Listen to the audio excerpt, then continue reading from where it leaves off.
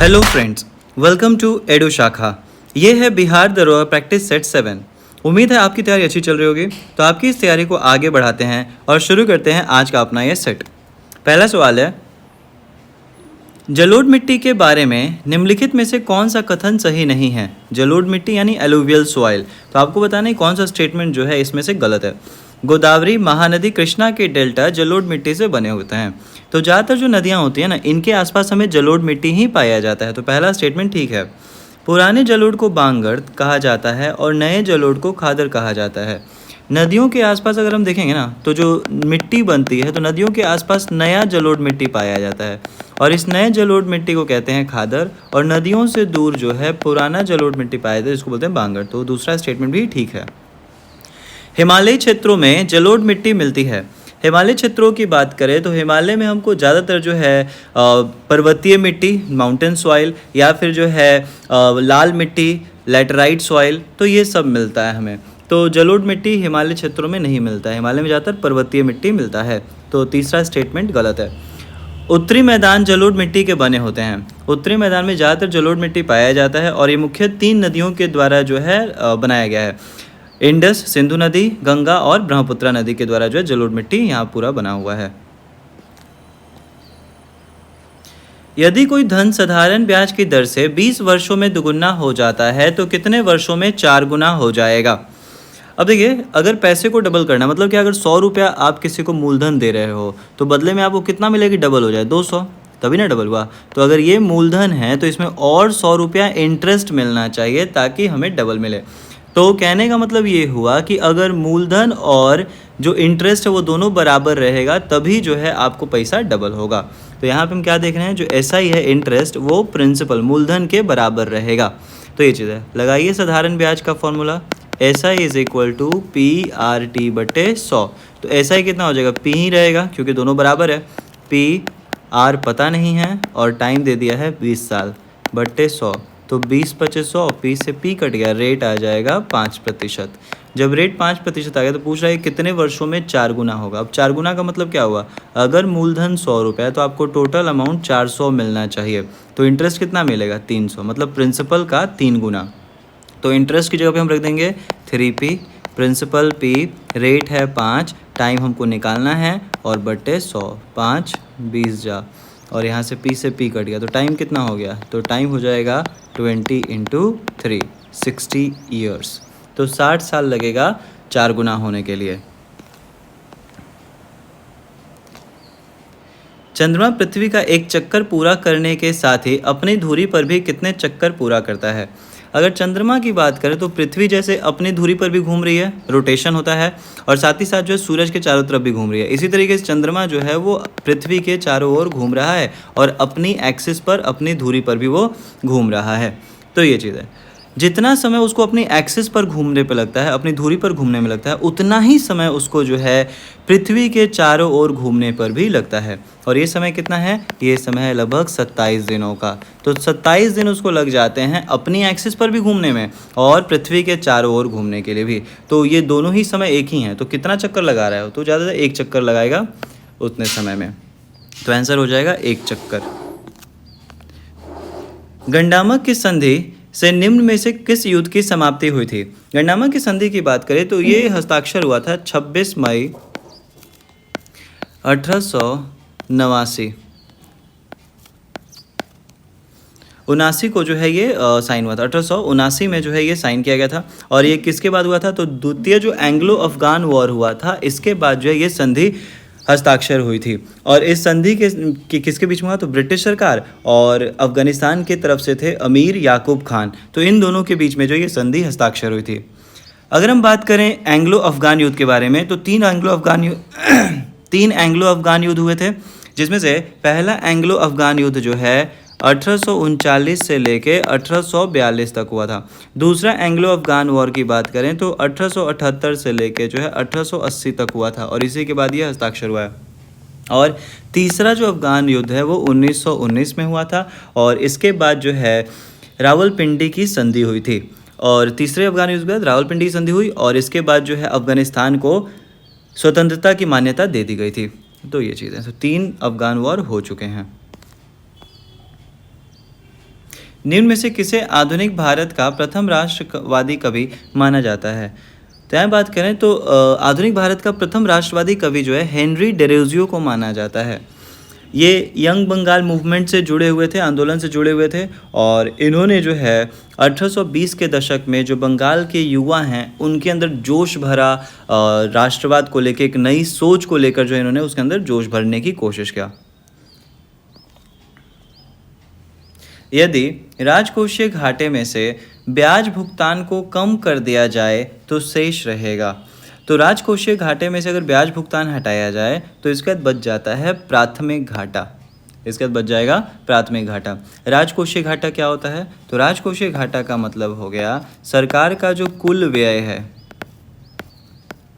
और जो कुल राजस्व है, कुल खर्चा कुल राजस्व मतलब जो एकत्रित कर रहा है, तो कुल जो व्यय है कुल राजस्व है, इसके बीच के अंतर को बोलते हैं राजकोषीय घाटा। कुल व्यय और कुल राजस्व के बीच का जो अंतर होता है इसको राजकोषीय घाटा कहा जाता है। और इसी राजकोषीय घाटा में से अगर सरकार अपने ब्याज के भुगतान को, इंटरेस्ट को हटा दे, तब जो बचेगा वो कहलाएगा प्राथमिक घाटा।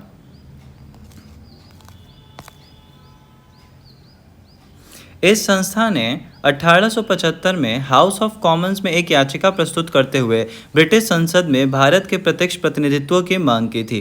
तो ये संस्था कौन सी है? तो ये संस्था है पूना सार्वजनिक सभा। पूना सार्वजनिक सभा ने जो है 1875 में हाउस ऑफ कॉमन्स में एक याचिका प्रस्तुत की थी, जिसमें उन्होंने जो है ब्रिटिश सरकार से जो है भारत में प्रत्यक्ष प्रतिनिधित्व की मांग की थी। तो पूना सार्वजनिक सभा। अगर हम पूना सार्वजनिक सभा की बात करें तो इसका स्थापना हुआ था 2 अप्रैल 1870 को। किसके द्वारा? तो महादेव गोविंद रनाडे, उसके अलावा जो गणेश वासुदेव जोशी, तो ये सब जो मुख्य रूप से इन्होंने शुरुआत किया था। गांधी इरविन समझौते में किस नेता ने महत्वपूर्ण भूमिका निभाई थी? गांधी इरविन समझौते की बात करें तो ये हुआ था 5 मार्च 1931 को। किसके बीच में? महात्मा गांधी और साथ ही साथ उस समय के जो वाइसरॉय थे जिनका नाम था लॉर्ड इरविन। तो महात्मा गांधी और इरविन के बीच में ये समझौता हुआ था, और इसमें जो है मध्यस्थता किसने की थी? बिचौलिया कौन बना? तो तेज बहादुर सापरू और साथ ही साथ जो है M.R. जयकर। तो इन लोगों की कोशिश से जो है ये समझौता हुआ था। अच्छा, ये समझौता हुआ क्यों? तो देखो 1930 में एक आंदोलन की शुरुआत हुई थी, सविनय अवज्ञा आंदोलन, सिविल डिसोबीडियंस मूवमेंट। तो इसी सविनय अवज्ञा आंदोलन को ख़त्म करने के लिए जो है दोनों के बीच में, गांधी और इरविन के बीच में बातचीत हुआ था, और इस बातचीत के बाद गांधी जी ने थोड़े समय तक के लिए जो है सविनय अवज्ञा आंदोलन को सस्पेंड भी कर दिया था।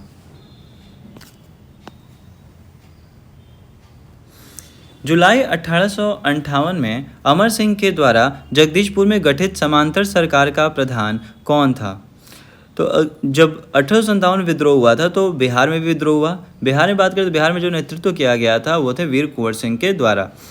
इन्हीं के भाई थे अमर सिंह। तो अमर सिंह ने भी जो है शाहाबाद क्षेत्र में जो है अपना नियंत्रण बनाए रखा था। ठीक है, उसके बाद जगदीशपुर में इन्होंने जो एक समांतर सरकार का भी गठन किया और इसके प्रधान बनाए गए हरकिशन सिंह।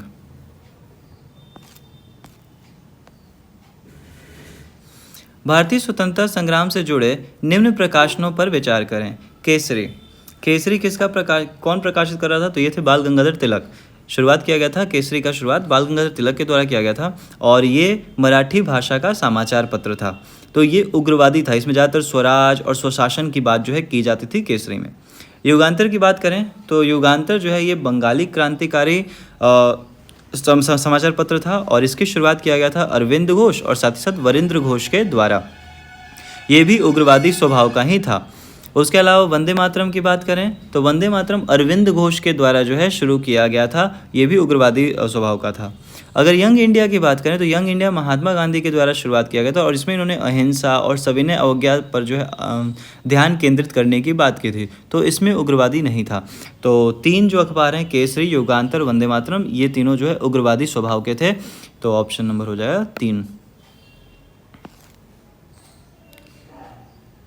यंग इटली की स्थापना किसने किया था? यंग इटली की स्थापना की बात करें तो ये किया गया था जोसेफ मजीनी के द्वारा। जोसेफ मजीनी ने 1831 में जो है इस यंग इटली और यंग यूरोप 2 सीक्रेट सोसाइटी का निर्माण किया था, यंग इटली और यंग यूरोप का। किस लिए? तो उस समय जो इटली था ना वो 7 अलग अलग राज्यों में बटा हुआ था। तो इसी को एक करने के लिए जो है इस यंग इटली और यंग यूरोप का स्थापना किया गया था। तो इटली के एकाकीकरण के लिए जो है ये बनाया गया था। गन्ने के उचित एवं लाभकारी मूल्य की गणना निम्न में से कौन अनुमोदित करता है? तो गन्ने का जो उचित जो मूल्य है और लाभकारी जो गणना है ये सब कौन करता है? ये जो अनुमान लगाया जाता है वो लगाया जाता है कृषि लागत एवं कीमत आयोग के द्वारा। जो निर्धारित किया जाएगा ना, निर्धारित किस आधार पर किया जाता है? तो कृषि लागत एवं कीमत आयोग जो है, एग्रीकल्चरल कॉस्ट और प्राइसेस कमीशन, ये निर्धारित करता है। लेकिन इसका अनुमोदन मतलब इसको जारी कौन करेगा, लागू कौन करेगा? तो लागू करने का जिम्मेदारी है आर्थिक मामलों का मंत्रिमंडलीय समिति। तो cabinet committee on economic affairs जो ये इसको अनुमोदित करता है, ठीक है। और सिफारिश कौन करता है? कृषि लागत एवं कीमत आयोग के सिफारिशों के अनुसार जो है आर्थिक मामलों के मंत्रिमंडलीय समिति इसको लागू कर देता है। अंतर्राष्ट्रीय डेयरी महासंघ एशिया प्रशांत शिखर सम्मेलन का आयोजन कहाँ किया गया था? तो ये जो सम्मेलन हुआ है ये हुआ 26 से लेकर 28 जून तक 2024, और इसका आयोजन किया गया कोची, केरल में। तो केरल में जो है इसका आयोजन किया गया था, और इसका जो मुख्य विषय था क्या था? डेयरी में किसान केंद्रित नवाचार। तो ये इसका जो मुख्य विषय था। किस आईआईटी ने पानी से आर्सेनिक और धातु आयनों को हटाने के लिए अमृत नामक एक तत्कालीन तकनीक विकसित किया है? तो आईआईटी मद्रास ने जो है पानी से आर्सेनिक और अन्य धातुओं के आयंस को हटाने के लिए जो है एक तकनीक विकसित किया है जिसका नाम दिया है अमृत। और ये एक नैनो स्केल आयरन हाइड्रोक्साइड तकनीक है। इसमें जो है मेनली क्या है कि इससे पानी और बाकी कुछ ऐसे तत्व जो हानिकारक होते हैं उनको हटाया जाए। तो ये चीज़ है। राष्ट्रीय मानवाधिकार आयोग के नए अध्यक्ष कौन बने हैं? तो राष्ट्रीय मानवाधिकार आयोग के जो नए अध्यक्ष बने हुए हैं बी रामा सुब्रमण्यम। अगर हम बात करें राष्ट्रीय मानवाधिकार आयोग के बारे में तो इसकी स्थापना हुई थी 12 अक्टूबर 1993 को।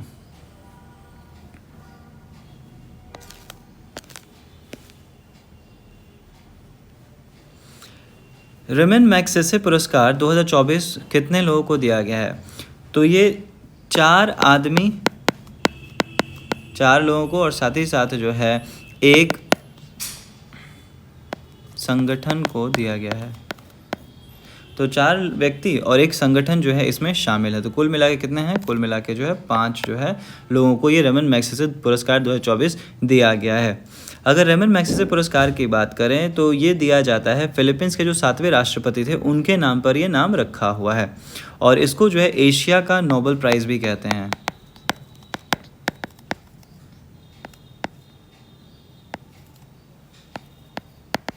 तो रेमन मैग्सेसे पुरस्कार को जो एशिया का नोबेल प्राइज़ भी कहा जाता है।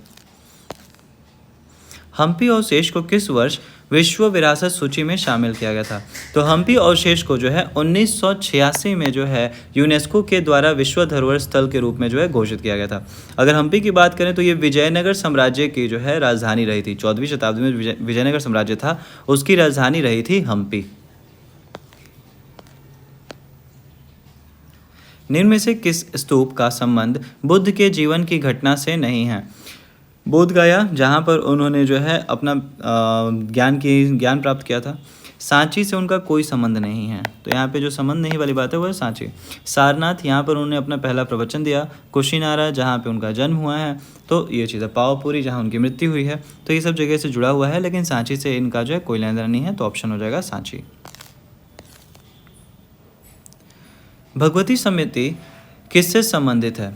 भगवती समिति की बात करें तो 1973 में योजना आयोग के द्वारा जो है इस समिति का गठन किया गया था, और इसका मुख्य उद्देश्य क्या था?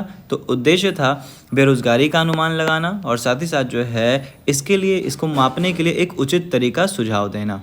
तो ये इसका मुख्य उद्देश्य था। बिहार राज्य सूचना आयुक्त के रूप में किसे नियुक्त किया गया है? तो बिहार राज्य सूचना आयुक्त के रूप में जो है प्रकाश कुमार को नियुक्त किया गया है। इनके अलावा जो है ब्रजेश मल्होत्रा को भी नियुक्त किया गया है।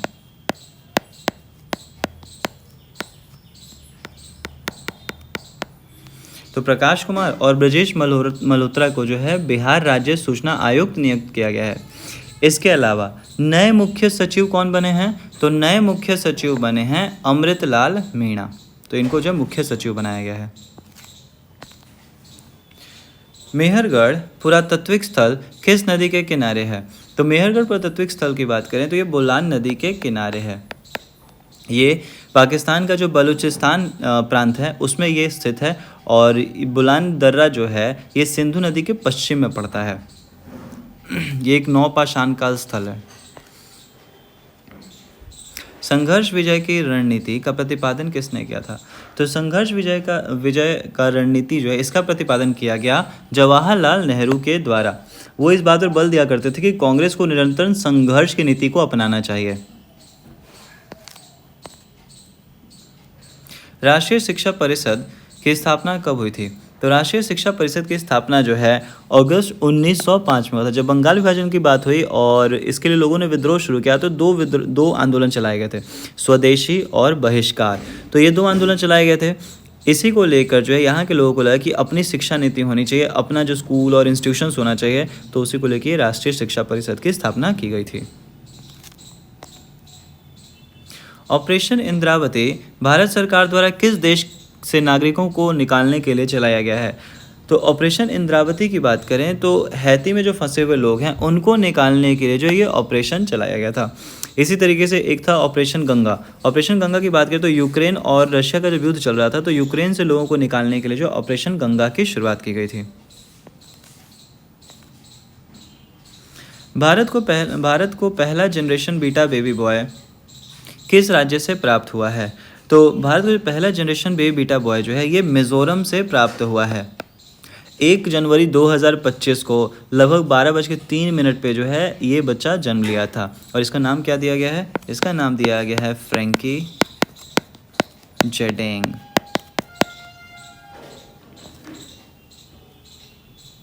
रेगुलेटिंग एक्ट 1773 से संबंधित निम्न कथनों पर विचार कीजिए। इस एक्ट के द्वारा बंगाल का गवर्नर को भारत का गवर्नर जनरल बनाया गया। तो बंगाल का गवर्नर को बंगाल का गवर्नर जनरल बनाया गया था। पहले गवर्नर था, अब गवर्नर जनरल बन गया। तो बंगाल का ही, भारत का नहीं। तो पहला स्टेटमेंट गलत है। और वॉरेन हेस्टिंग पहले थे जिनको जो है बंगाल का गवर्नर जनरल बनाया गया था। संचालक मंडल का कार्यालय 6 वर्ष निश्चित किया गया, 6 नहीं 4 वर्ष निश्चित किया गया था। तो ये भी गलत है। 1000 पाउंड अंशधारियों के स्थान पर 500 पाउंड के अंशधारियों को संचालन चुनने का अधिकार प्रदान किया गया, नहीं। तो ये भी गलत है। कोलकाता में सुप्रीम कोर्ट की स्थापना की गई। निम्न में से कौन सा कथन सही है? तो सही है केवल चौथा स्टेटमेंट सही है।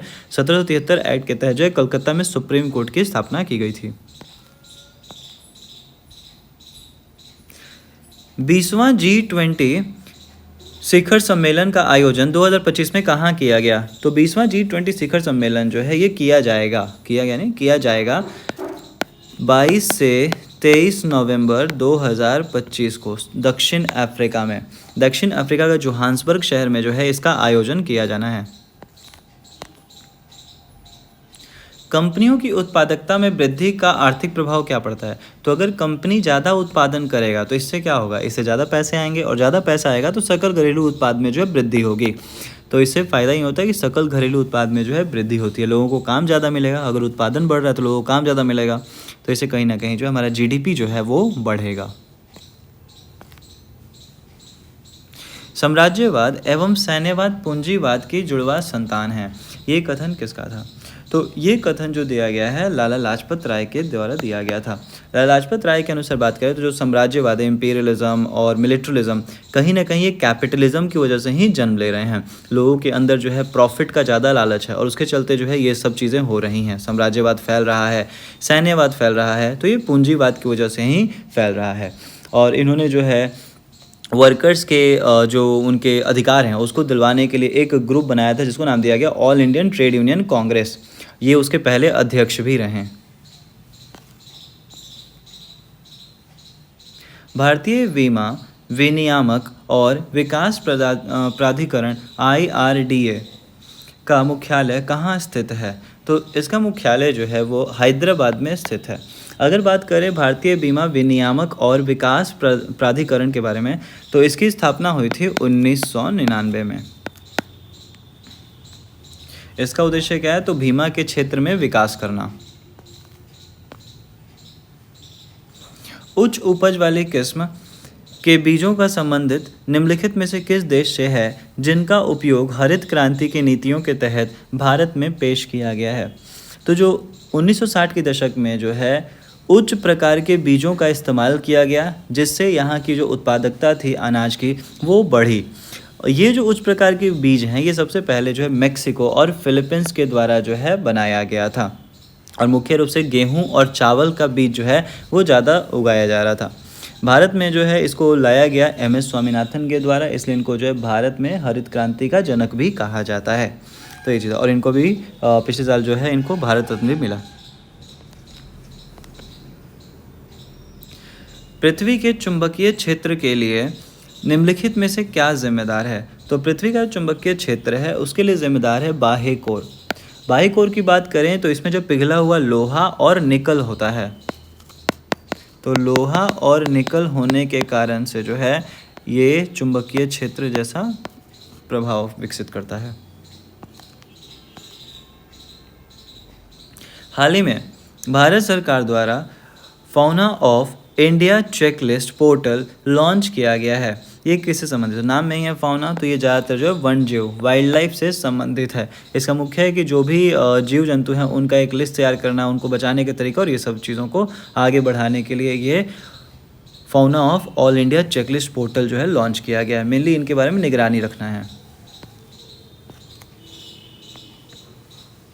भारत में पवन ऊर्जा फार्म का विशालतम पेटी किस राज्य में स्थित है?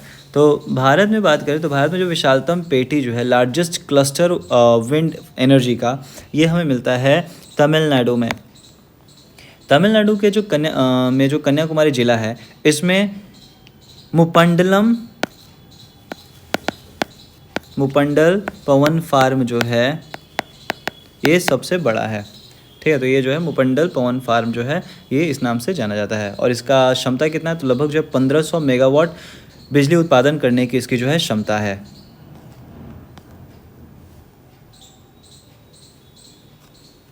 यूजीन ओडोम निम्नलिखित में से किस लिए प्रसिद्ध हैं? तो यूजीन ओडोम की बात करें तो ये इकोलॉजी के लिए जाने जाते हैं। इकोलॉजी, पारिस्थितिकी।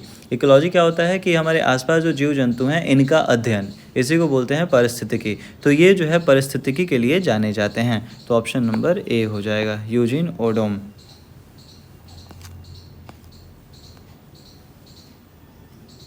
हरि विजय नामक प्राकृतिक काव्य ग्रंथ की रचना किसने की? तो हरि विजय जो एक प्राकृतिक काव्य ग्रंथ है इसका रचना जो हुआ है वो सर्वसेन के द्वारा हुआ है। सर्वसेन की बात करें तो ये जो है वाकाटक वंश के जो है शासक थे, और इनके शासनकाल में संस्कृत की वैदर्भी शैली का भी विकास हुआ था। कांची के मुक्तेश्वर मंदिर का निर्माण निम्न में से किसके द्वारा कराया गया था? तो कांची का जो मुक्तेश्वर मंदिर है इसका निर्माण करवाया गया है पल्लव वंश के जो शासक थे नंदी वर्मन द्वितीय। तो नंदी वर्मन द्वितीय के द्वारा जो है इस मंदिर का निर्माण करवाया गया है। अगर पल्लव वंश की बात करें तो दक्षिण भारत में जो है लगभग 4वीं शताब्दी से लेकर 9वीं शताब्दी तक जो है ये शासन चला है, और इसकी राजधानी कहाँ थी? पल्लव वंश की राजधानी थी कांचीपुरम। आरबीआई द्वारा नोट निर्गमन हेतु न्यूनतम कोष प्रणाली को कब लागू किया गया? तो रिजर्व बैंक द्वारा जो है नोट न्यूनतम कोष प्रणाली जो है ये होता क्या? पहली बात तो इसके अनुसार बात किया जाए तो इसके अनुसार 200 करोड़ का कोष जो है आरबीआई रखेगा, पैसा अपने पास रखेगा। अच्छा, ये 200 करोड़ पैसे के रूप में नहीं रखा जाना है, इसमें से 115 करोड़ तो सोना के रूप में रहेगा, और 85 करोड़ जो है ये विदेशी प्रतिभूतियों के रूप में जो है होता है। तो भारत में ये जो न्यूनतम कोष प्रणाली है इसको लागू किया गया है, अपनाया गया है 6 अक्टूबर 1956 से। अगर बात करें आरबीआई की स्थापना कब हुई थी, तो आरबीआई की स्थापना जो है आरबीआई अधिनियम 1934 के तहत आरबीआई को बनाया गया 1935 में। अधिनियम आ गया था 34 में, लेकिन बनाया गया 1935 में। ठीक है। हाल ही में कौन से राज्य वन पारिस्थितिकी तंत्र को हरित शकल घरेलू उत्पाद से जोड़ने वाला पहला राज्य बना है? तो ये राज्य है छत्तीसगढ़। इसके तहत क्या है कि वनों की जो पारिस्थितिकी सेवाएं हैं, इसको हरित शकल घरेलू उत्पाद से जोड़ा जा रहा है, ताकि सतत विकास को जो है और ज़्यादा बढ़ावा मिल सके। केंद्र सरकार ने हाल ही में कहां पर भारत के पहले जैविक मत्स्य पालन क्लस्टर का शुभ आरंभ किया है? तो सिक्किम के सोरेंग जिले में, सिक्किम के सोरेंग जिले में जो है यहाँ पर शुरुआत किया जा रहा है पहला जैविक मत्स्य पालन क्लस्टर का। हाल ही में नीति आयोग द्वारा नवीनतम सतत विकास लक्ष्य भारत सूचकांक 2023-24 जारी किया गया। इसमें भारत का समग्र स्कोर कितना रहा है? तो नीति आयोग ने जो है अभी ये नवीनतम सतत विकास लक्ष्य सूचकांक जो है 2023-24 जारी किया है, और इसमें भारत का जो स्कोर रहा वो 71 रहा है। हालांकि अगर बात करें 2020 और 21 को लेकर, तो उसमें भारत का जो स्कोर था वो 66 था। इसका मेन काम क्या होता है? जैसे गरीबी उन्मूलन, अच्छे काम उपलब्ध कराने को, आर्थिक सुधार, तो ये सब चीज़ों पे जो है इसको ध्यान दिया जाता है।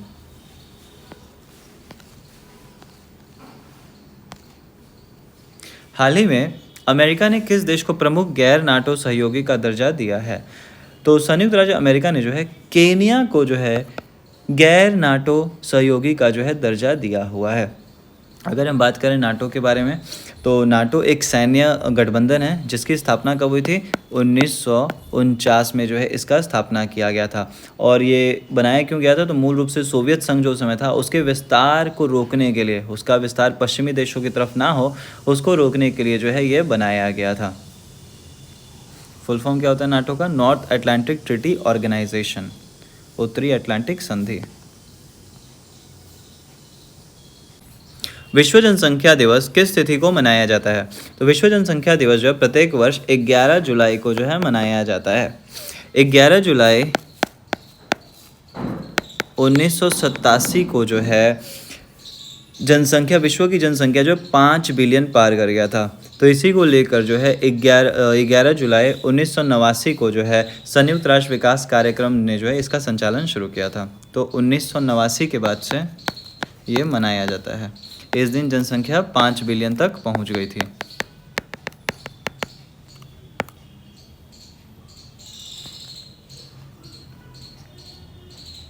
निम्नलिखित में से क्या भारतीय संविधान का राजनीतिक दर्शन नहीं है? ऐतिहासिक रूप से वंचित समूहों के प्रति संवेदनशीलता, sensitive to historical disadvantage group, ठीक है। ये जो जिनके पास ज़्यादा सुख सुविधाएं नहीं, उनके लिए थोड़ा सा सहानुभूति रखना।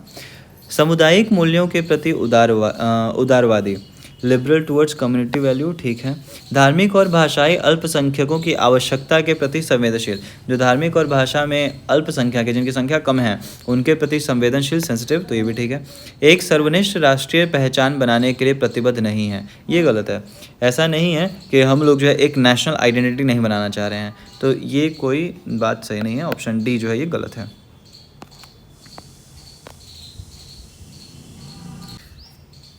तापमान के कम वार्षिक सीमा और उच्च वार्षिक वर्षा निम्न में से किस जलवायु की विशेषता है? तो बात करें अगर भूमध्य सागरीय जलवायु के बारे में, तो इसमें क्या होता है ना, सर्दियां जो होती हैं वो हल्की होती हैं और थोड़ा बहुत बारिश होता है। लेकिन वहीं जो गर्मियां हैं, ग्रीष्मकाल है, इसमें गर्म और शुष्क होता है, नमी कम होता है, ठीक है।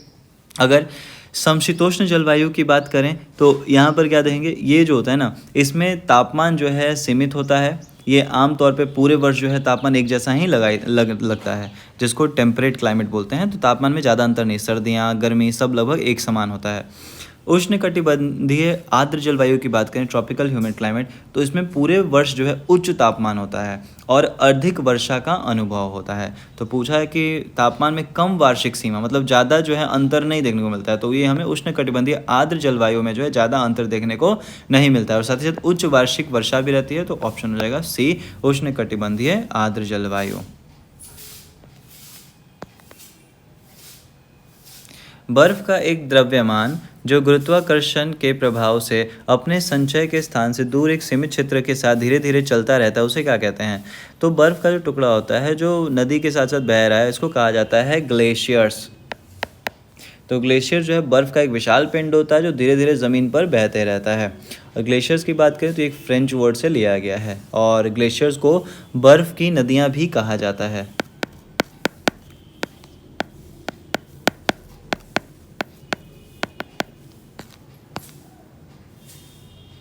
हाल ही में भारतीय प्रधानमंत्री नरेंद्र मोदी द्वारा ब्रुनई देश की यात्रा की गई। ब्रुनई की राजधानी कहाँ है? तो ब्रुनई की बात करें तो ये बंदर सेरी बेगावन, इसकी राजधानी कहाँ है? बंदर सेरी बेगावन। तो ये चीज़ है। उसके अलावा यहाँ पर का मुद्रा क्या है? तो ब्रुनई डॉलर जो है यहाँ का मुद्रा है। अच्छा, अगर बात किया मनीला, मनीला किसका राजधानी है? तो ये फिलीपींस का राजधानी है। उसके अलावा जो है बात करें हनोई, हनोई किसका है? तो वियतनाम का है। जकार्ता इंडोनेशिया का है। ठीक है, हालांकि इंडोनेशिया का अब नया कैपिटल हो गया है नूसंतरा। नूसंतारा जो है ये अब नया कैपिटल हो चुका है इंडोनेशिया का। तटीय क्षेत्र में रात के समय हवा स्थल से समुद्र की ओर चलती है, क्योंकि तो स्थल समुद्र की चलती है क्योंकि देखो क्या, अगर पानी है इधर और इधर ज़मीन है तो होता क्या है, ज़मीन जो है वो जल्दी गर्माता भी है और ज़मीन जो है वो जल्दी ठंडाता भी है। तो दिन में जब धूप निकलेगा ना तो ज़मीन जल्दी गर्मा जाएगा, जिसकी वजह से यहाँ का जो हवा होगा वो ऊपर उड़ जाएगा भाप बन के। तो इसकी वजह से यहाँ पे निम्न दाब बन जाएगा। ज़मीन के पास जो है हवा ऊपर चला गया गर्मी के चलते, तो वो निम्न दाब हो जाएगा। और पानी क्योंकि अभी भी ठंडा है तो वहाँ पे उच्च दाब बना रहेगा, और इसकी वजह से दिन में जो हवाएं हैं वो पानी से ज़मीन की तरफ आएंगी। उच्च दाब से निम्न दाब की तरफ जो हवाएं बहने लगती हैं, तो इसको सी ब्रीज कहते हैं।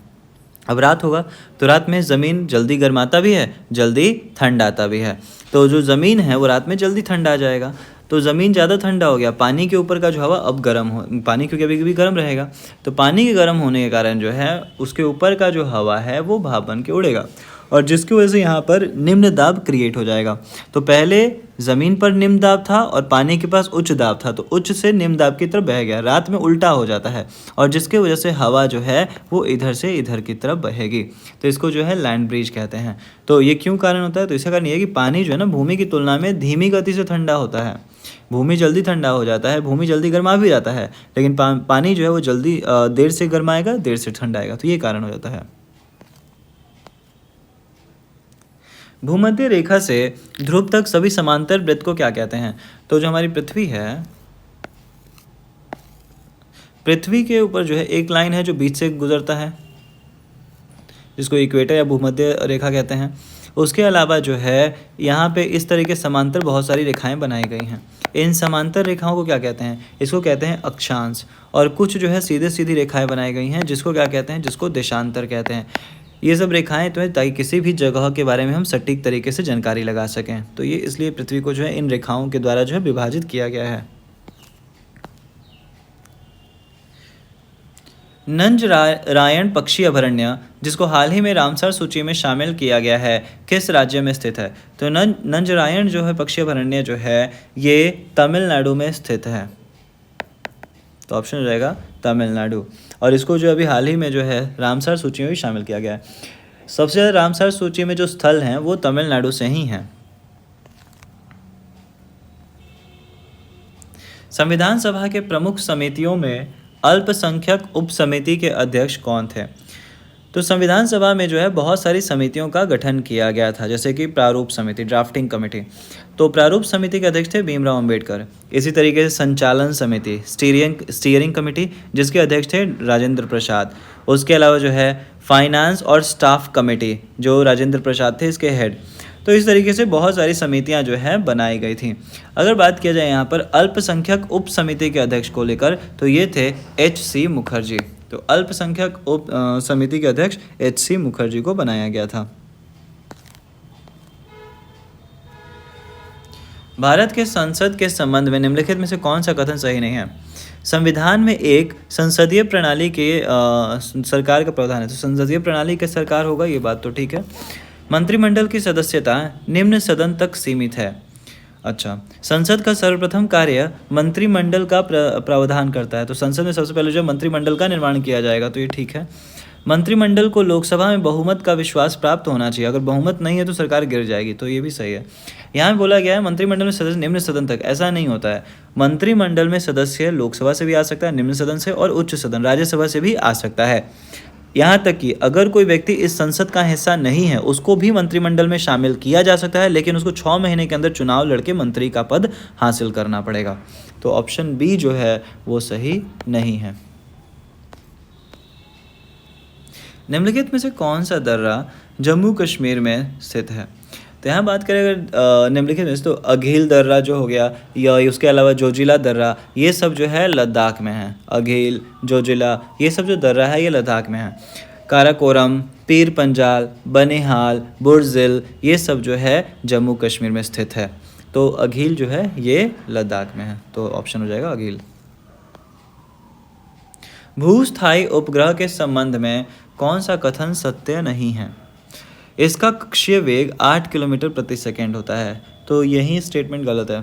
8 किलोमीटर प्रति सेकंड नहीं होता है। भूस्थायी मतलब क्या हो गया, जो पृथ्वी जैसे से घूम रहा है ना, उसी के मतलब उसी के साथ साथ जो है ये उपग्रह भी घूमते रहता है, तो पता ही नहीं चलेगा कि वो घूम रहा है, एक जगह स्थिर है। तो इस तरीके से तो इसका जो वेग रखा जाता है, कक्षीय वेग रखा जाता है, वो लगभग जो है 3.1 किलोमीटर प्रति सेकंड रखा जाता है, नहीं कि 8 किलोमीटर प्रति सेकंड। ये पृथ्वी तल से लगभग 3600 किलोमीटर की ऊंचाई पर होता है, तो ये ठीक है। इसका परिक्रमण काल पृथ्वी के परिक्रमण काल के बराबर, हाँ बिल्कुल, दोनों का जो रेवोल्यूशन है वो सेम ही रहता है। ये पश्चिम से पूर्व की ओर पृथ्वी की परिक्रमा करता है, तो ये भी ठीक है। तो यहाँ पर जो गलत स्टेटमेंट है वो है पहला स्टेटमेंट ही गलत है। फ्रैंकफर्ट शेयर मूल्य सूचकांक किस देश के स्टॉक एक्सचेंज का नाम है? तो फ्रैंकफर्ट जो शेयर मूल्य सूचकांक है ये जर्मनी का है। इसके अलावा बात करें डी जोन्स जो है ये न्यूयॉर्क का है, निकी टोक्यो का है, मिडडेक्स जर्मनी का है, आईपीसी मेक्सिको का है। तो ये सब। भारत की बात करें तो भारत में जो कंट्रोल करता है वो है सेबी की स्थापना कब की गई थी? तो भारत में सेबी की स्थापना जो है 1988 में किया गया था। तो ये सब जो है कुछ सूचकांक है। निम्नलिखित में से कौन सा कथन सत्य है? संसद का पहला लोकपाल विधेयक वर्ष 1968 ईस्वी में प्रस्तुत किया गया था। तो ये बात सही है। 1968 में जो है चौथी लोकसभा के समय जो है ये पारित हुआ था। हालांकि राज्यसभा में इसको पारित नहीं किया जा सका। तो पहली बार ये 1968 में ये विधेयक आया था, ये बात सही है। फाइनली 2013 में जो है लोकपाल और लोकायुक्त अधिनियम बनाया गया। और इसका मुख्य कारण क्या है? तो इसका मुख्य काम यह है कि भ्रष्टाचार से लड़ने के लिए जो है ये मजबूत कानूनी ढांचा प्रदान करता है। तो ये बात पहला स्टेटमेंट ठीक है। देश में प्रथम लोकपाल न्यायाधीश पिनाकी चंद्र घोष थे, ये भी ठीक है। लोकपाल एवं लोकायुक्त की स्थापना का सुझाव प्रशासनिक सुधार आयोग ने दिया था, तो ये भी ठीक है। तो इसमें सभी जो ऑप्शन हैं वो सही हैं। Option number D.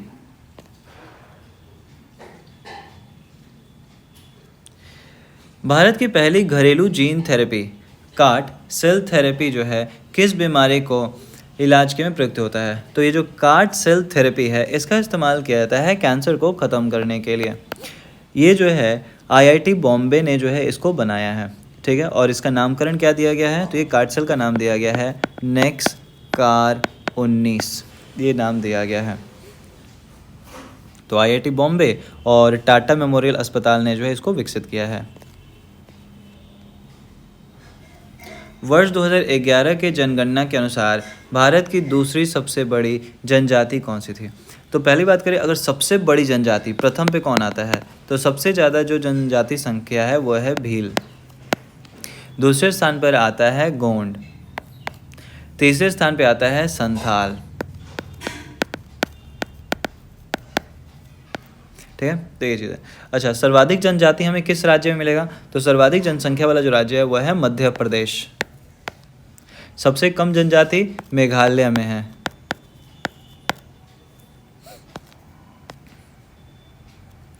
राष्ट्रपति द्वारा राज्यसभा में साहित्य, कला, विज्ञान व समाज सेवा इत्यादि के क्षेत्र में ख्याति प्राप्त व्यक्तियों का मनोनयन निम्न में से किस देश के संविधान से लिया गया है? अच्छा, जैसे हमें पता है कि राज्यसभा में जो है लगभग मैक्सिमम जो सीटें हैं वो 250 हैं।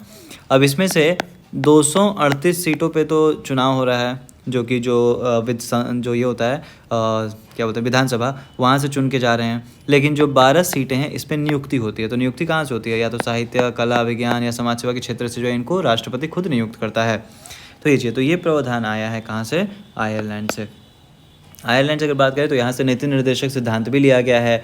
उसके अलावा राष्ट्रपति का जो निर्वाचक मंडल होता है, इलेक्टोरेट, तो उसका भी जो व्यवस्था यहीं आयरलैंड से देखा गया है। उसके अलावा राज्यसभा में जो साहित्य, कला, विज्ञान ये सब का जो चुने जा रहे हैं व्यक्ति, ये भी यहीं से लिया जा रहा है। रशिया की बात करें तो रशिया से लिया गया है मौलिक कर्तव्यों का प्रावधान। ब्रिटेन से तो ज़्यादातर संविधान का हिस्सा है ही। उसके अलावा जब बात किया जाए जर्मनी, तो आपातकाल के जो प्रवर्तन के दौरान राष्ट्रपति मौलिक अधिकारों का से संबंधित जो शक्तियाँ दी गई हैं वो जर्मनी के आधार पर ही लिया गया है।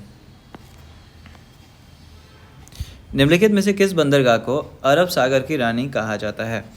तो अरब सागर की रानी जो कहा जाता है वो कोची बंदरगाह को। कोची जो केरल के पश्चिमी तट पर स्थित है, तो ये अरब सागर के किनारे बसा हुआ है और इसको जो है 14वीं शताब्दी से ही मसालों के व्यापार के लिए एक महत्वपूर्ण केंद्र माना जाता था। भूमध्य सागर वो अटलांटिक सागर को जोड़ने वाली जल संधि क्या कहलाती है? तो भूमध्य सागर और अटलांटिक सागर को जोड़ने वाली जो संधि है वो है जिब्राल्टर, तो उसको जिब्राल्टर कहते हैं। इसके अलावा बात करें डोआर जल संधि, ये किसको जोड़ता है? तो ये इंग्लिश चैनल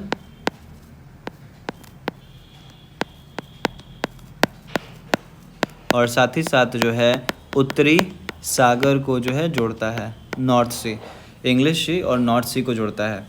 हार्मुज की बात करें तो हार्मुज किसको जोड़ रहा है? तो ये जो है गल्फ ऑफ पर्शिया, फारस की खाड़ी और साथ ही साथ जो है गल्फ ऑफ ओमान, ओमान की खाड़ी को जोड़ता है। बालल मंडाब की बात करें तो ये रेड सी, लाल सागर और साथ ही साथ जो है अदन की खाड़ी को जोड़ता है।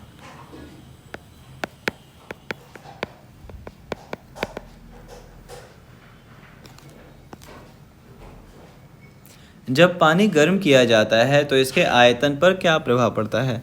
तो पानी को जब गर्म किया जाता है तो क्या होता है ना, पहले 4 डिग्री तक, अगर 0 डिग्री से गर्म किया जा रहा है पानी को, तो पहले 4 डिग्री तक पानी का जो आयतन होता है वो घटता है और फिर 4 डिग्री के बाद पानी का आयतन बढ़ने लगता है। तो पहले घटता है 4 डिग्री तक और उसके बाद जो है फिर बढ़ता है। तो ऑप्शन नंबर डी।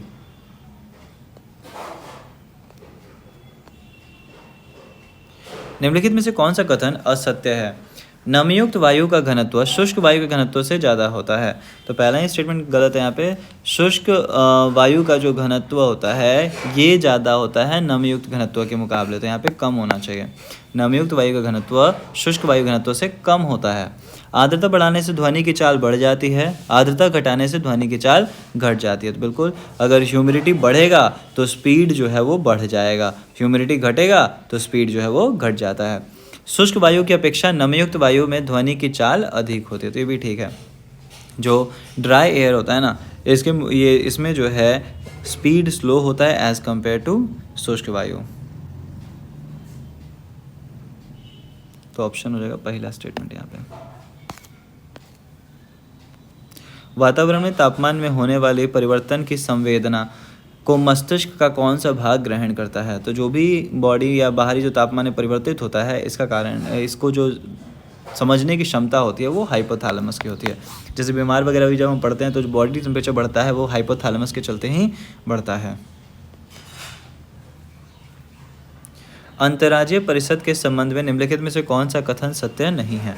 तो अंतर्राज्यीय परिषद की बात करें तो संविधान के अनुच्छेद 263 के अंतर्गत अंतर्राज्यीय परिषद की स्थापना की गई है, तो ये कथन सही है। अंतर्राज्यीय परिषद की एक वर्ष में कम से कम 2 बार बैठक होनी चाहिए, तो कम से कम 3 बार बैठक होना चाहिए, 2 बार नहीं। अंतर्राज्यीय परिषद का मुख्य कार्य राज्यों के बीच उत्पन्न विवादों की जांच करना और उनको सलाह देना है। अंतर्राज्यीय परिषद की स्थापना सरकार या सहयोग के अनुशंसा पर किया गया है, तो ये भी ठीक है। तो यहाँ पर जो है ऑप्शन नंबर बी जो है वो गलत है, 2 बैठक नहीं 3 बैठक होना चाहिए। हाल ही में किस मंत्रालय द्वारा प्रोजेक्ट परी का शुभ आरंभ किया गया है? परी की बात करें तो इसका मतलब क्या होता है? Public art of India. तो ये जो पब्लिक आर्ट ऑफ इंडिया, तो विश्व धरोहर समिति के जब 46वां बैठक हो रहा था, तो इसमें जो है सरकार के द्वारा ये प्रोजेक्ट परी की शुरुआत किया गया है। इसका उद्देश्य क्या है? तो हज़ारों वर्ष का जो कलात्मक विरासत है, जो कला है, इसको जो है लोगों तक पहुंचाना, इसको प्रेरित करना, यही इसका मुख्य कारण है। तो इसकी शुरुआत कौन कर रहा है? तो इसका जो शुभारंभ किया गया वो है संस्कृति मंत्रालय के द्वारा, मिनिस्ट्री ऑफ कल्चर के द्वारा इसकी शुरुआत की गई है। भारत का उपराष्ट्रपति राज्यसभा का पदेन सभापति होता है, उसका वर्णन संविधान में किस अनुच्छेद में किया गया है? तो ये जो वर्णन है कि भारत का जो राष्ट्रपति है वो राज्यसभा पदेन सभापति होगा, ये बात किया गया है अनुच्छेद 64 में भी और साथ ही साथ अनुच्छेद 89 में भी। तो दोनों में जो है इस बात का वर्णन किया गया है। अगर 64 के अनुसार बात करें तो उपराष्ट्रपति राज्यसभा का जो है पदेन सभापति होगा और वो लाभ का कोई अन्य पद धारण नहीं करेगा। तो ये चीज़, तो ये इसके तहत बोला गया है।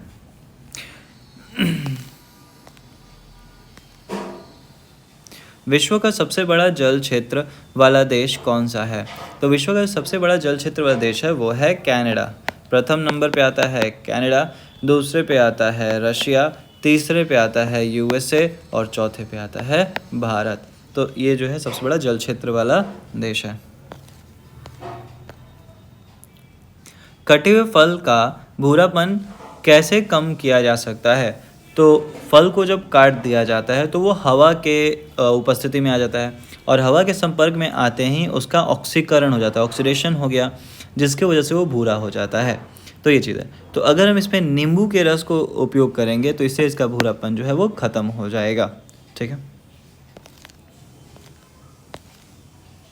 भारत की सबसे ऊंचाई पर स्थित राष्ट्रीय उद्यान कौन सी है? तो जो सबसे ऊंचाई पर स्थित राष्ट्रीय उद्यान है वो है हेमिस। भारत की सबसे ऊंचाई पर जो स्थित है राष्ट्रीय उद्यान है वो हेमिस, जो कि लद्दाख में स्थित है।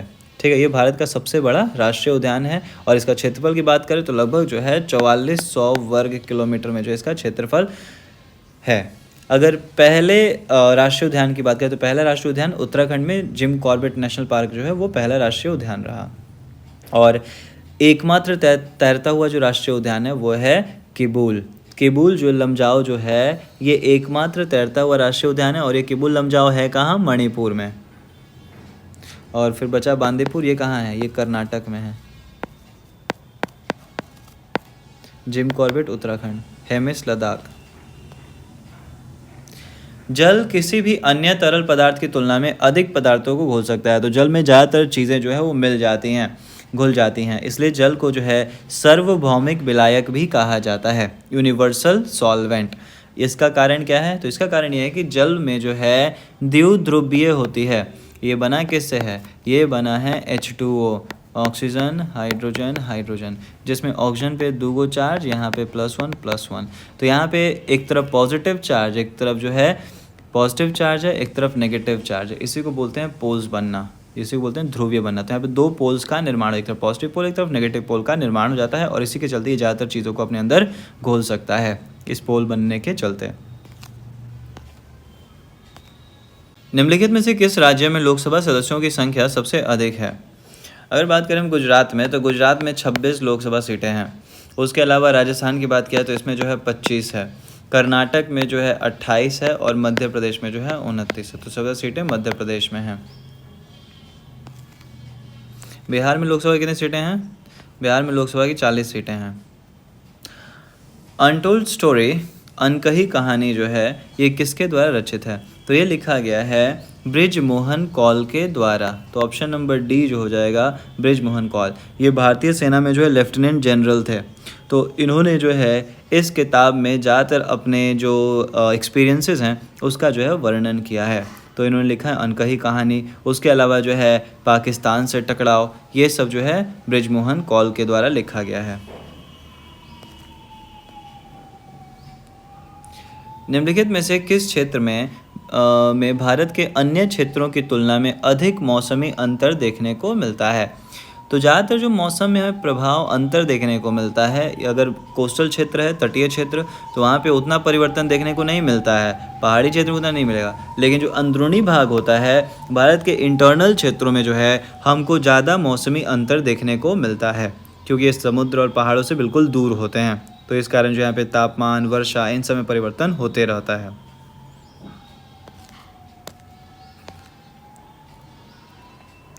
किस अधिनियम के तहत भारत के राज्य सचिव, secretary of state for India की नियुक्ति की गई है?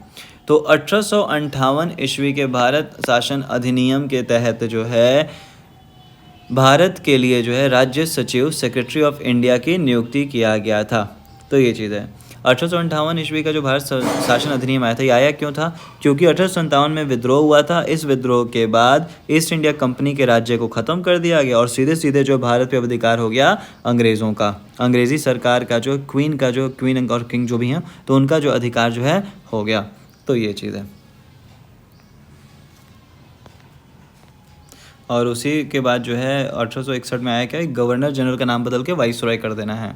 तो ये चीज़, तो पहले वाइसरॉय बने लॉर्ड कैनिंग 1861 में। हाल ही में यूएन द्वारा भूमि नायक का सम्मान किसे दिया गया है? तो यूएन में जो भूमि नायक या फिर लैंड हीरो का जो टाइटल है वो दिया गया है सिद्धेश शाकोरे को। ये महाराष्ट्र से हैं और एक किसान हैं। इन्होंने जो है महाराष्ट्र के एग्रो रेंजर्स के संस्थापक भी हैं ये, ठीक है। तो ये चीज़ है। तो संयुक्त राष्ट्र कन्वेंशन टू कॉम्बैट डेजर्टिफिकेशन के द्वारा जो है इनको लैंड हीरो की मान्यता दी गई है।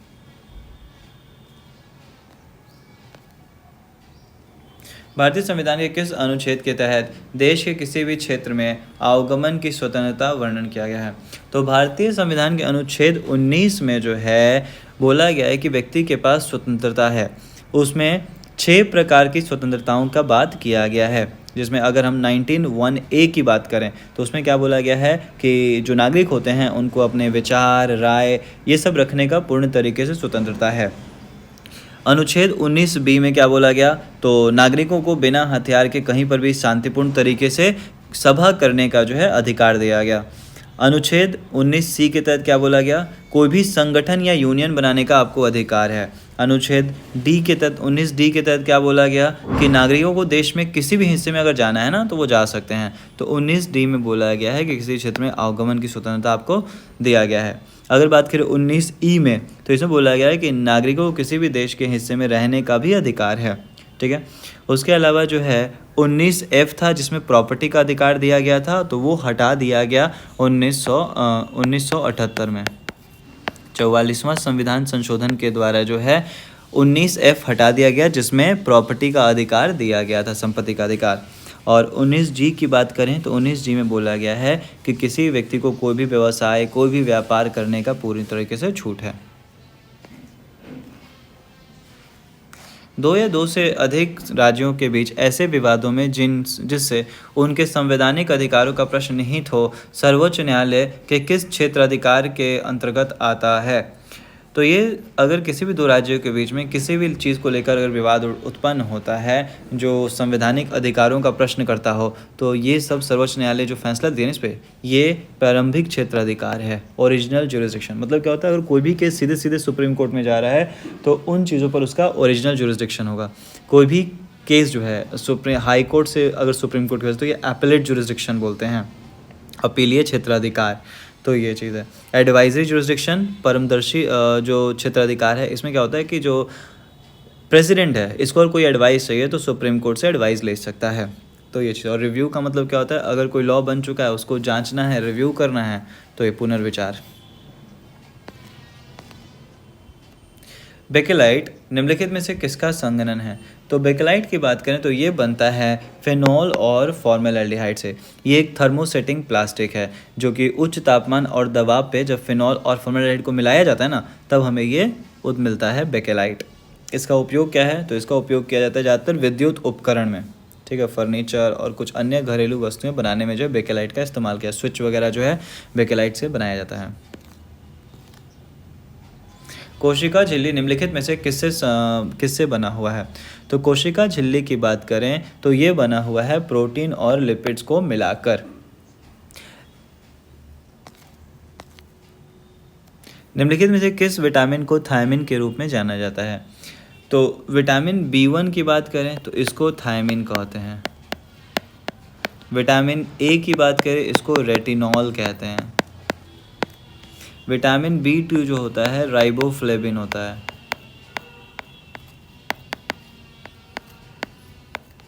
विटामिन डी की बात करें तो विटामिन डी जो होता है इसको कैल्सीफेरॉल कहते हैं। तो विटामिन के अलग अलग नाम है, इसका सिर्फ थायमिन पूछा है। विटामिन B1 जो हो जाएगा ये थायमिन।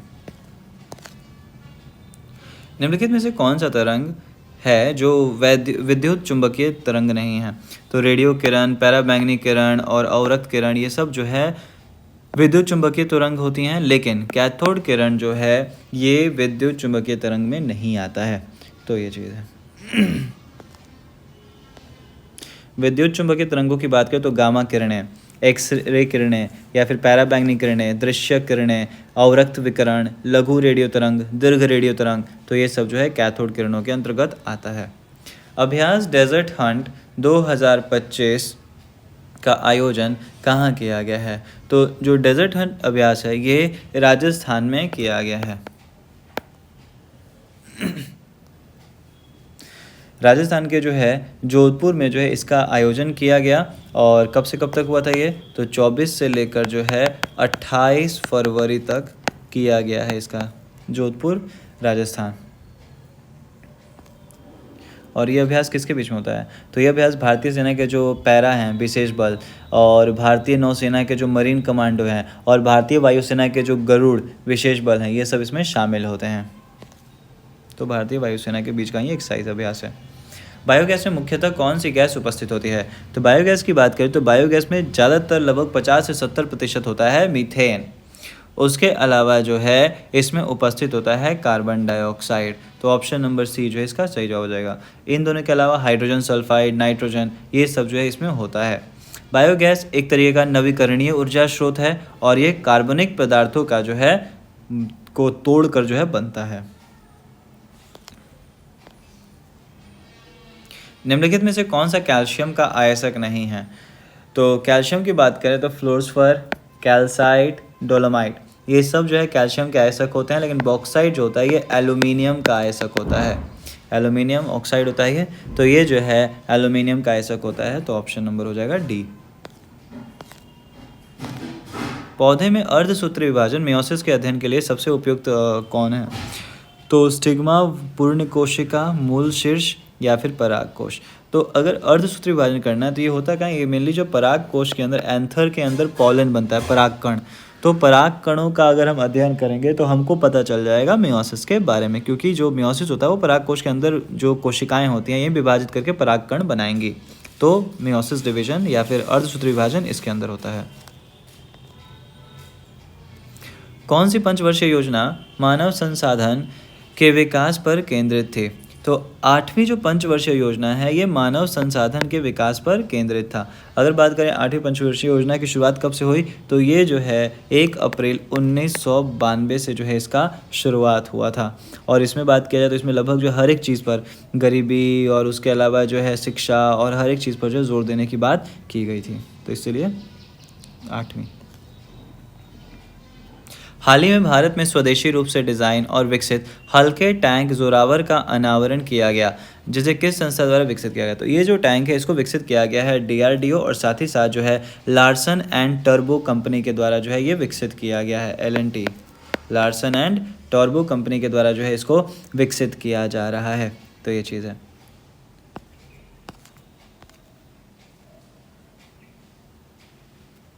भारत के पहले ग्राफीन केंद्र India innovation centre for graphene की स्थापना किस राज्य में किया गया है?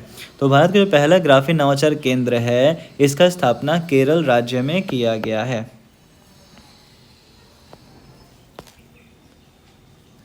पृथ्वी के ताप को बनाए रखने के लिए निम्नलिखित में से क्या उत्तरदायी होता है? तो पृथ्वी के ताप को बनाए रखने के लिए जो है कार्बन डाइऑक्साइड जो है मुख्य रूप से जिम्मेदार होता है। और जो गर्मी बढ़ रहा है ना, तो कार्बन डाइऑक्साइड की मात्रा अगर सीमित रहता है तो ज़्यादा गर्मी नहीं बढ़ेगी। कार्बन डाइऑक्साइड की मात्रा अगर बढ़ जाता है ज़्यादा तो इससे जो है ये ज़्यादा गर्मी पैदा करता है और इसी को बोलते हैं ग्लोबल वार्मिंग।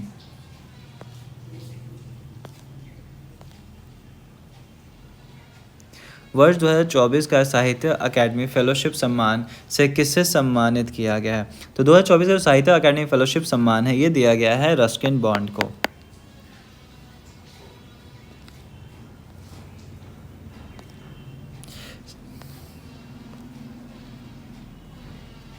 दूरदृष्टि दोष वाले व्यक्तियों के संबंध में निम्नलिखित में से कौन सा कथन सत्य नहीं है?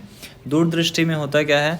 दूरदृष्टि दोष में होता है कि व्यक्ति जो है दूर की चीज़ें देख सकता है लेकिन पास की चीज़ें क्लियर नहीं दिखाई देता, उल्टा होता है। तो दूरदृष्टि दोष में जो है व्यक्ति दूर की चीज़ें देखता है लेकिन पास की चीज़ें क्लियर नहीं दिखाई देता है।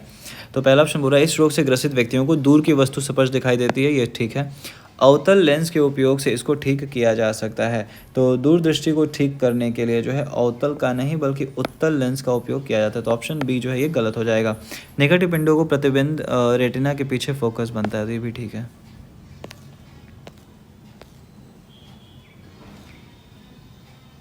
विश्व आर्थिक मंच की यात्रा एवं पर्यटन विकास सूचकांक 2024 में भारत की रैंकिंग क्या रही? तो विश्व आर्थिक मंच वर्ल्ड इकोनॉमिक फोरम की बात करें तो इसका जो यात्रा और पर्यटन विकास सूचकांक है, ये सूचकांक में 119 देशें शामिल होती हैं। इस 119 देशों में भारत का जो रैंक रहा वो था 39वां। किस टाइगर रिजर्व के पास दुनिया की पहली ब्लैक टाइगर सफारी की स्थापना की जाने की घोषणा की गई है? तो उड़ीसा सरकार के ने जो है सिंपलीपल टाइगर रिजर्व के पास जो है ब्लैक टाइगर सफारी की स्थापना करने की घोषणा किया है। तो ये इसमें एक टाइगर है मेलानिस्टिक बाघ। तो ये जो मेलानिस्टिक बाघ है ये एक तरह का दुर्लभ प्रजाति है। ये जो बाघ है ये एक तरह का दुर्लभ प्रजाति है और इसी को सुरक्षा करने के लिए जो है ये किया जा रहा है, ब्लैक टाइगर सफारी की बनाया जा रहा है।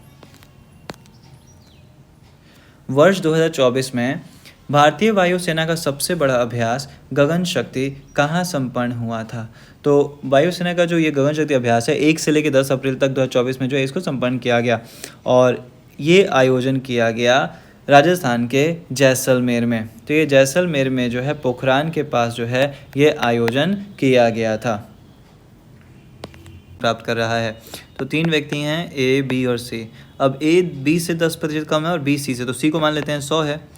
तो 100 का 10% कितना हो जाएगा? 100 का 10% हो जाएगा 10, तो मतलब 100 में से 10 गया तो 90। तो इसका जो है 90 मार्क्स आया है। ए इससे 10% कम है तो 90 का 10% कितना होता है? तो 90 का 10% हो जाता है 9। तो 90 में से 9 गया तो 81। कैसे निकालते हैं? जैसे 90 का आपको अगर 10% निकालना है तो 90 × 10/100 कट जाएगा, बचेगा 9। तो ये चीज़ है। अब क्या बोला है? ए के कुल अंक कितने हैं? 810 हैं। तो हमारे अनुसार ए का अंक है 81 लेकिन उसको मिला कितना है? उसको मिला है 810। मतलब हमारे अनुसार से कितना ज़्यादा? लगभग 10 गुना ज़्यादा। 81 × 10 810 रहता है। तो सी के द्वारा कितना अंक प्राप्त किया? तो अगर इसको 10 गुना ज़्यादा मिल रहा है तो इसको भी 10 गुना ज़्यादा मिलेगा, तो ये हो जाएगा 1000। तो ऑप्शन बी। 6 वर्ष पहले ए की उम्र बी से दुगुनी थी। यदि वर्तमान उम्र का अनुपात 4.3 है, तो मान लो अगर ए और बी की बात करें तो ए और बी का जो अनुपात है वो कितना है अभी? 4/3। मतलब ए अगर 4 साल का है तो बी 3 साल का है।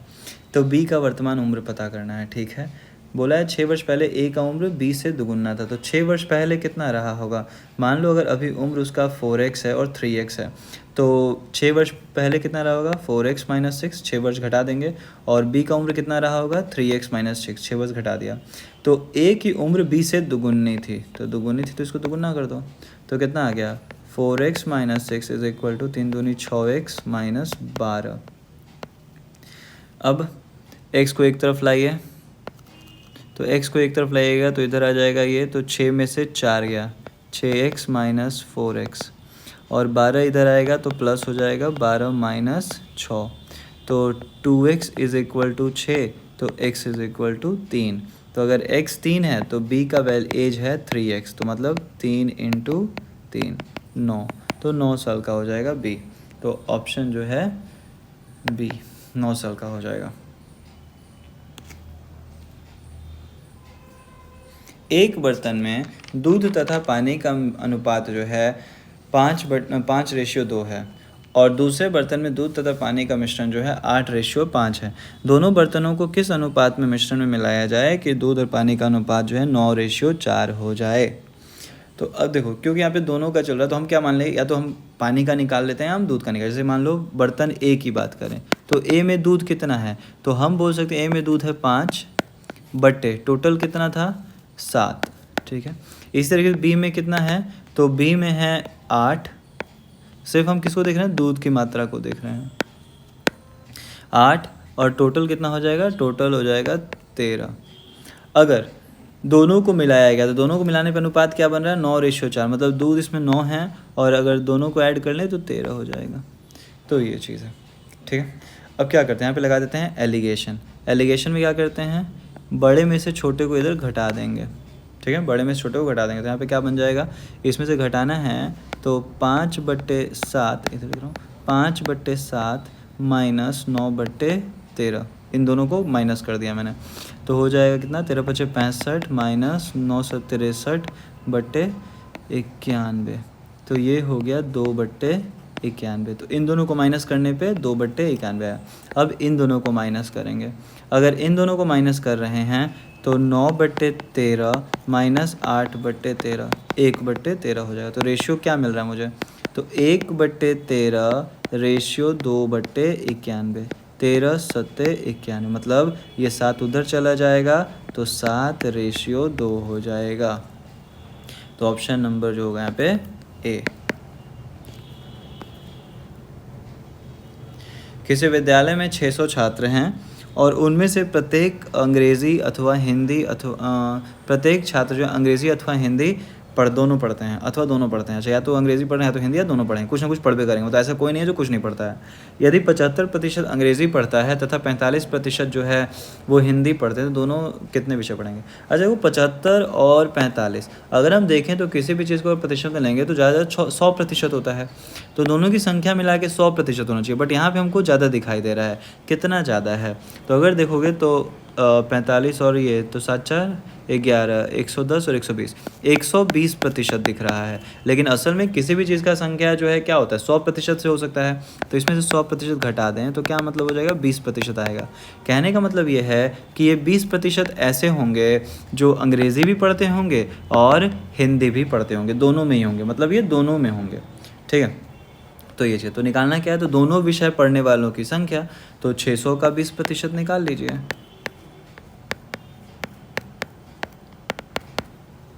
120,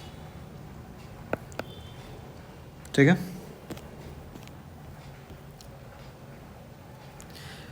कुछ राशि चक्रवृद्धि ब्याज पर 3 वर्ष में 800 और 4 वर्ष में 840 हो जाती है, तो ब्याज का प्रतिशत बताइए। अब देखो 3 वर्ष में 800 और 4 वर्ष में 840, तो पहले 4 वर्ष वाला लिखते हैं, तो 840 हो जाता है अमाउंट।